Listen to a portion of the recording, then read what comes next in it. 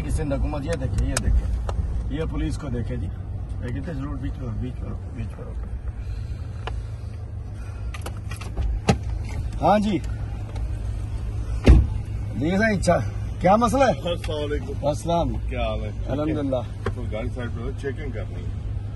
Checking करनी है? क्या हमको दहशतगर्द नजर आ रहे हैं? नहीं। आपने कच्चे के डाकुओं का इलाज कर ली है सिंध पुलिस ने? वो पकड़े जाते हैं आपसे? हमारा उससे कोई ताल्लुक कच्चे के डाकू सिंध पुलिस से, बात करेंगे। मैं कच्चे के डाकू सिंध पुलिस से पकड़े जाते हैं? ये बताएं क्या कच्चे के डाकू, हम जलसे में जा रहे हैं, कच्चे के डाकू पकड़े जाते हैं आपसे? मेरा उससे वास्ता नहीं है। कुछ बात है आप लोगों की। सिंध हमारा आईनी हक है, हम रोड पे जा रहे हैं, बिल्कुल हम आपको डाकुओं को पकड़ते हैं। हमारा ही हक है ना। चले चेक करें चेकिंग करें चेकिंग करें जी चेकिंग। आ जाए गाड़ी। ये देखो जी,